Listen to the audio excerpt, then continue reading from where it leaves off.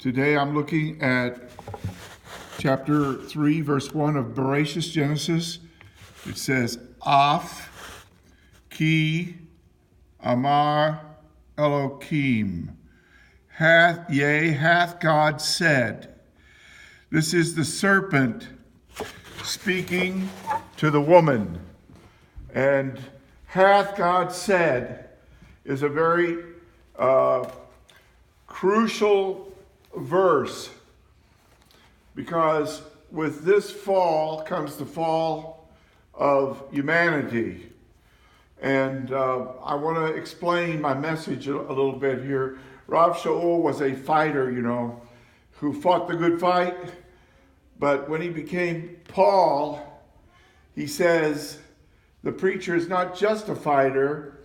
The preacher is also a boxer, 1 Corinthians 9:26. And the boxer has a prize, 2 Timothy 4:7-8. The prize is the crown of righteousness.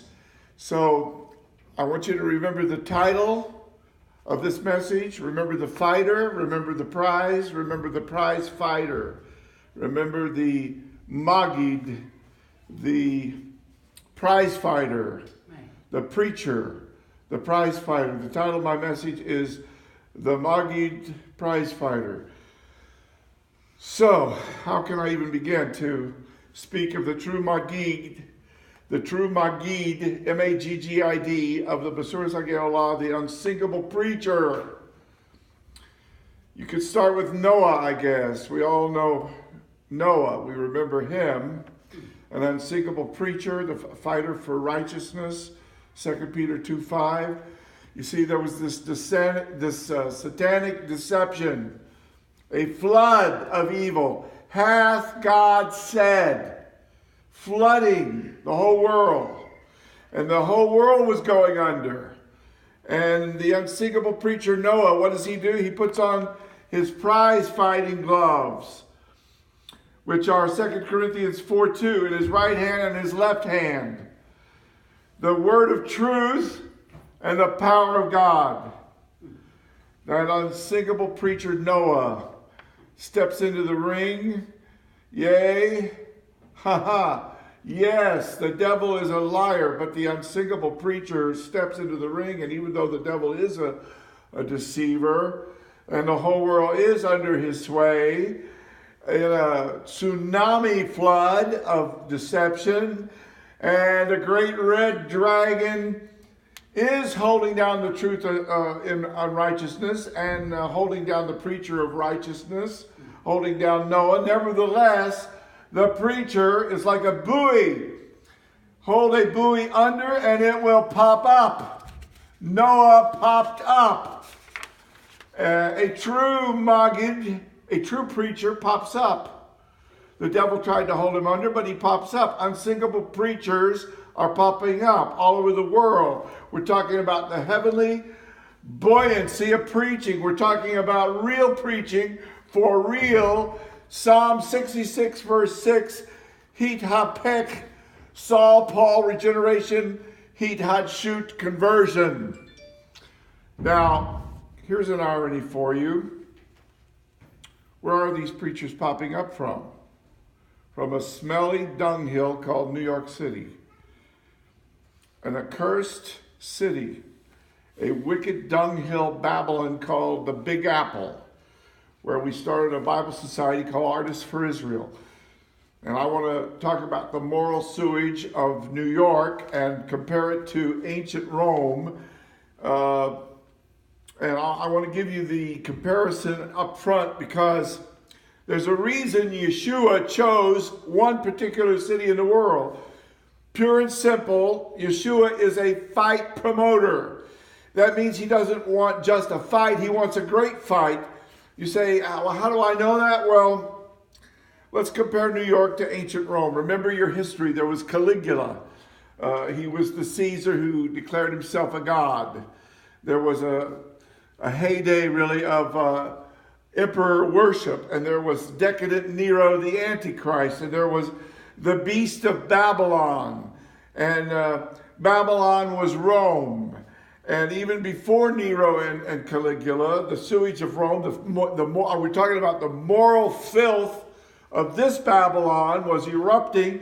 It was spewing out like a volcano, like a geyser of sputum and evil, contaminating the whole world, even crucifying the Lord of glory, a gory deed celebrated with a Roman orgy of blood, drunk with the blood of the saints, Revelation 17:6, the blood of Peter, the blood of Paul. So the great Babylon of New Testament times was Rome. Now remember that, because great Babylon today is Babylon, New York City.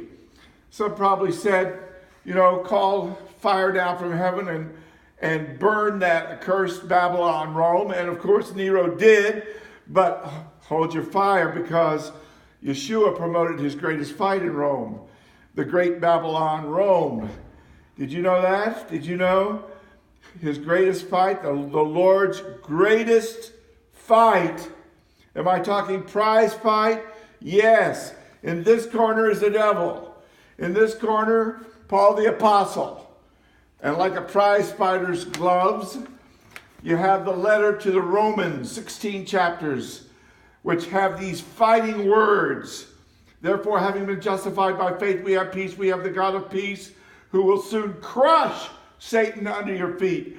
Romans 16:20. So Yeshua chose this accursed city of all cities, this stinking city Rome, to promote his fight and make it a great fight, and put this as the centerpiece of the Brit Hadashah.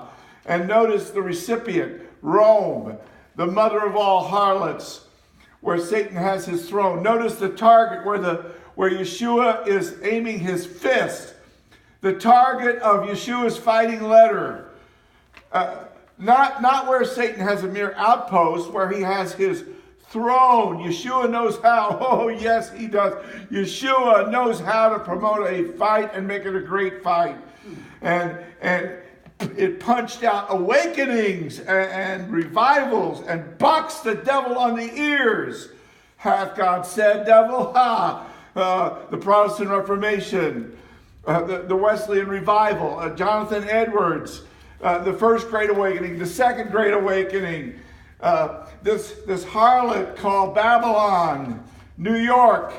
It might be mighty in wickedness, but it's not mighty enough, friend. Not mighty enough to hold down, to hold back, to hold under the everlasting buoyancy of preaching. We're talking about real preaching. We're talking about real preaching.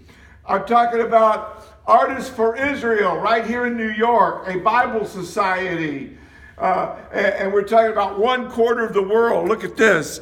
The New Creation Bible for Muslims. And here, the Orthodox Jewish Bible. And over here, you can get these Bibles as ebooks. Here's the New Creation Bible for Muslims as an ebook. And so what is happening is that preachers are popping up, preaching in Yiddish, preaching in Arabic, preaching in Urdu. And we're talking about iOS apps, Android apps, sermon downloads, sermon outlines, and even a prodigal like myself. I can testify when the smelly pig farm of sin gets smelly enough, the prodigal will arise.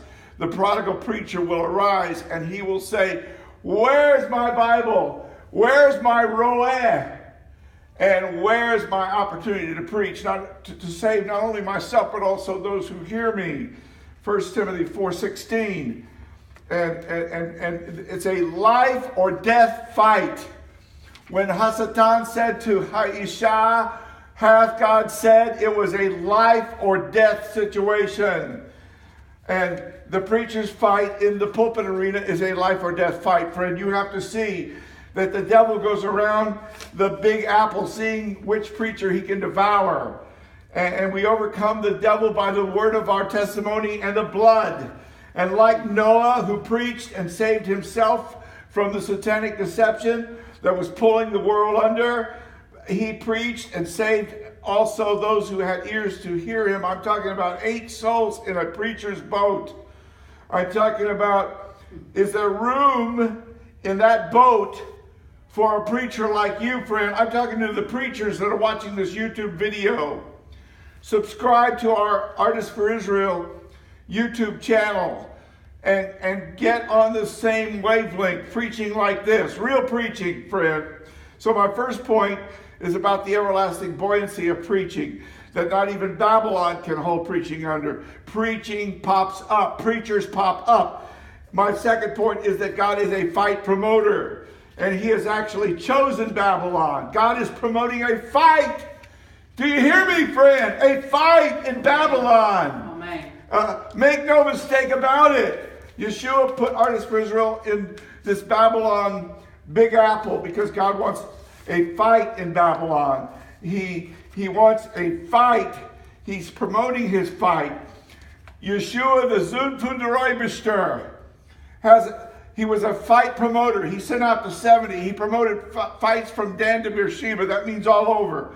Yeshua sent his fighters out to destroy the works of the devil, to go into the ring, into the champion ring of this world, to cast him out. Or as we say in Brooklyn, to throw the bomb out, to cast him out of his reign as world champion, to fling out Lucifer, that ruined archangel, to knock him out of the ring, to crush Satan under our feet. And right now I'm thinking about Yeshua, but I'm also thinking about another fight promoter. His name was King. This king, Don King, promoted a fight. He wanted to make it a great fight, the greatest fight. Kinshasa, Zaire, October 30th, 1974, Ali versus Foreman. It was supposed to be the fight of the century. It broadcast on television, on closed circuit television, in theaters, over the air broadcast. So it would be seen all over the world.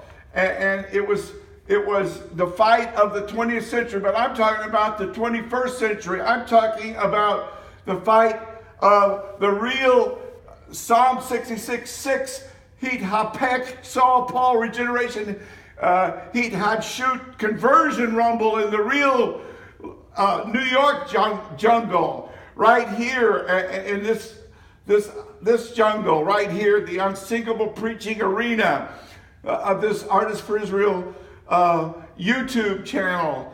And the real king is not Don King. The real king is the King of Kings, and he wants a fight. He wants preachers who will fight to crush the devil under our feet. The one who says, hath God said? He needs to be answered. And only a preacher can do it. And I'm talking about technology. I'm talking about projecting this great Babylon fight to the ends of the earth. Now, Mother's Day is May the 13th. And in Santa Monica, there's a little grave in the Woodlawn Cemetery. And in that grave lies the one who is responsible for me being right here in the pulpit. And she's not in that grave. She's in heaven. My mother is in heaven. She died in 1983. And I was a child in an Indiana movie theater. I was dreaming about becoming a film actor in Hollywood. And when I grew up and I did move to Hollywood, my mother sold everything she had. How many know that it might cost you everything to save your loved ones? Raise your hand. How many know that? It cost her everything. If she had said, oh, I can't give up my precious antiques and I can't sell everything and maybe I'll be homeless if I get out there. Maybe I won't have a place to stay. I've got to have a place to stay. My husband's ill. I can't throw him in the back of the car and drive all the way to Los Angeles.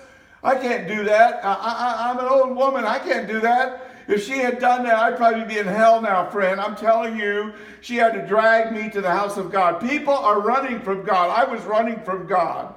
It took everything to get me to the house of God. But when I did finally get to the house of God, my mother had the glorious privilege of seeing me come to the Lord, and I did have a hit ha hadshut, a regeneration, change. I was turned.